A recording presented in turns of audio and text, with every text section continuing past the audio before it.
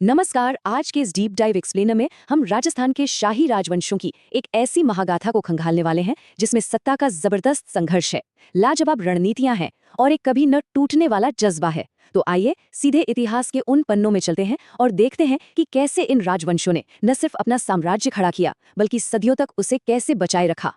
कहानी में आगे बढ़ने से पहले इस नक्शे को समझना बहुत जरूरी है। देखिए, सदियों तक इन रियासतों ने अपने अपने इलाकों पर कैसे राज किया। गोहिल या सिसोदिया वंश ने मेवाड़ को अपना अजेय गढ़ बनाया।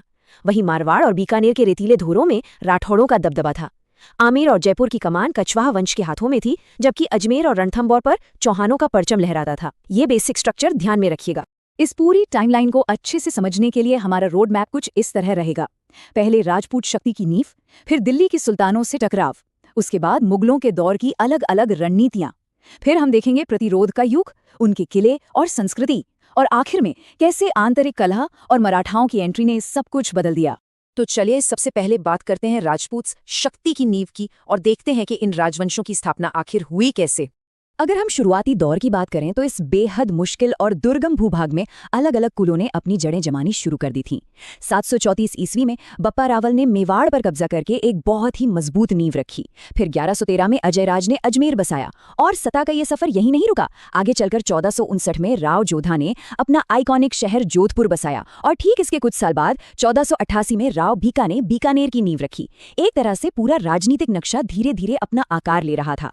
अब जैसे जैसे ये राज्य ताकतवर हुए, इनका सामना हुआ एक नए और बड़े खतरे से। ये था हमारा दूसरा पड़ाव, दिल्ली के सुल्तानों से टकराव। तो हुआ यूं कि जैसे जैसे इन रियासतों का वर्चस्व बढ़ा, वैसे वैसे इनका टकराव दिल्ली सल्तनत के विस्तार से होने लगा। और ये कोई छोटा मोटा टकराव नहीं था, एक सीधा और भयंकर प्रतिरोध था। 1191 और 1192 में तराइन के मैदान में पृथ्वीराज चौहान और मोहम्मद गौरी के बीच जो ऐतिहासिक युद्ध हुए वो इसी का सबूत है। आगे चलकर अलाउद्दीन खिलजी की साम्राज्यवादी भूख के सामने रणथंभौर और जालोर ने जिस तरह का भीषण संघर्ष किया वो वाकई काबिले तारीफ था। और 1303 में रावल रतन सिंह के वक्त चित्तौड़ की घेराबंदी। सच कहूं तो ये इतिहास का एक बेहद दुखद लेकिन उतना ही साहसिक अध्याय है। इन योद्धाओं का खौफ कैसा था, इसका अंदाजा 1544 के गिरी सुमेल युद्ध के बाद शेरशाह सूरी के इस मशहूर बयान से लगा सकते हैं। मारवाड़ के राव मालदेव से लड़ते हुए शेरशाह को इतना पसीना आ गया था और शाही सेनाएं इतनी बुरी तरह थक चुकी थीं कि उसके मुंह से निकल पड़ा, एक मुट्ठी बाजरे के लिए मैं हिंदुस्तान की बादशाहत खो देता। सोचिए क्या जबरदस्त टक्कर रही होगी वो। खैर, वक्त आगे बढ़ा और मुगलों का दौर आया। यहाँ हम देखेंगे एक बिल्कुल नया चैप्टर, मुगलों के अधीन अलग अलग रणनीतियां, यानी कूटनीति बनाम विद्रोह। ये हिस्सा काफी दिलचस्प है क्योंकि अपना वजूद बचाने के लिए यहाँ दो बिल्कुल अलग रास्ते चुने गए। एक तरफ था मेवाड़, जिन्होंने ठान लिया था कि चाहे जो हो जाए किसी की अधीनता स्वीकार नहीं करनी है। उन्होंने छापामार युद्ध यानी गुरिल्ला वॉरफेयर का रास्ता अपनाया और आजादी को सबसे ऊपर रखा। वहीं दूसरी तरफ आमेर की अप्रोच बिल्कुल अलग और डिप्लोमैटिक थी। उन्होंने मुगलों के साथ वैवाहिक गठबंधन बनाए, ऊंचे मनसबदार पद हासिल किए और शाही दरबार में अपना तगड़ा राजनीतिक प्रभाव जमा लिया। दोनों के लस्ते अलग थे पर मकसद एक था, खुद को सुरक्षित और मजबूत रखना। अब जब हम इस प्रतिरोध के दौर की बात कर ही रहे हैं तो आइए उन लीडर्स को करीब से जानते हैं जो किसी भी हाल में डटे रहे। आज़ादी और संघर्ष का जिक्र हो और मेवाड़ के महाराणा प्रताप का नाम न आए, ऐसा तो हो ही नहीं सकता। 1576 के हल्दी घाटी युद्ध में मुगलों का डट कर सामना करने के बाद उन्होंने पहाड़ों को अपना ठिकाना बना लिया। वहां से उन्होंने अकबर की सेना के खिलाफ एक ऐसा थका देने वाला लगातार छापामार अभियान चलाया कि वो अदम्य साहस और आज़ादी की एक अमर निशानी बन गए। और ध्यान दीजिए, ये अदम्य साहस सिर्फ राजपूतों तक ही सीमित नहीं था। भरतपुर के शासक महाराजा सूरजमल इसका एक और शानदार उदाहरण है। उन्होंने न सिर्फ एक बेहद शक्तिशाली जाट राज्य बनाया बल्कि अपने इलाके की ऐसी जबरदस्त किलेबंदी की कि वो दुश्मनों के लिए लगभग अभेद्य बन गया। लोहागढ़ के किले का नाम तो आपने सुना ही होगा। अब तक हमने सिर्फ युद्ध और लड़ाइयों की बात की, लेकिन हमारा अगला हिस्सा उस दौर के दूसरे पहलू को दर्शाता है, किले, संस्कृति और विज्ञान। 32। जी हाँ, ये नंबर अपने आप में हैरान करने वाला है। एक तरफ लगातार लड़ाइयां चल रही थीं और दूसरी तरफ वास्तुकला का एक चौंका देने वाला विकास हो रहा था। सोचिए, मेवाड़ क्षेत्र के कुल 84 किलों में से 32 का निर्माण अकेले महाराणा कुंभा ने करवाया था और इसमें कुंभलगढ़ जैसा विशाल और दुर्गम किला भी शामिल है। ये सिर्फ एक सैन्य जरूरत नहीं थी, ये उनके कमाल के विजन का सबूत था। और संस्कृति के इस चरम को हम आमेर में सवाई जयसिंह द्वितीय के शासनकाल में भी देखते हैं। उनकी साइंटिफिक क्यूरियोसिटी इतनी गहरी थी कि उन्होंने 1727 में जयपुर जैसा बिल्कुल प्लान्ड और सुव्यवस्थित शहर बसाया।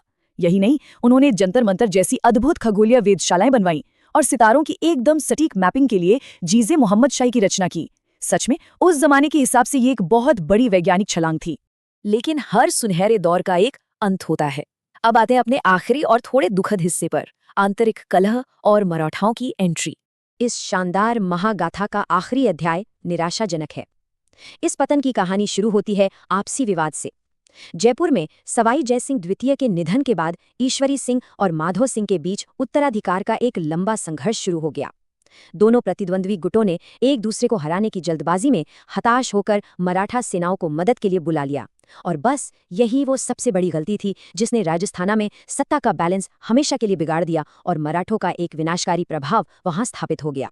इस पूरे अराजक माहौल को राजकुमारी कृष्णा कुमारी की ट्रेजेडी से बेहतर और कुछ नहीं समझा सकता। हुआ ये कि एक विवाह के गठबंधन को लेकर मेवाड़, मारवाड़ और जयपुर आपस में ही बुरी तरह भिड़ गए। हालात इतने खराब हो गए कि आपसी सम्मान और कूटनीति पूरी तरह चरमरा गई, और इस आपसी लड़ाई का अंत एक भयानक मानवीय त्रासदी के रूप में निकला, जब 1810 में लगातार होते रक्तपात को रोकने के लिए बेचारी राजकुमारी कृष्णा कुमारी को जहर देकर मार दिया गया। ये इस पूरे दौर की सबसे दर्दनाक घटनाओं में से एक है। तो इस पूरे एक्सप्लेनर के आखिर में आकर एक बड़ा ही गहरा सवाल जहन में आता है। 1734 के हुर्डा सम्मेलन में इन राज्यों ने मराठों के खिलाफ एक साथ आने की कोशिश जरूर की थी। अगर वो कोशिश कामयाब हो जाती तो क्या होता? अगर ये सारी महान रियासतें अपनी आपसी कलह को भुलाकर इतिहास की उन बदलती लहरों के खिलाफ एकजुट खड़ी रहती, तो क्या इस पूरे भारतीय उपमहाद्वीप का भाग्य कुछ और ही होता?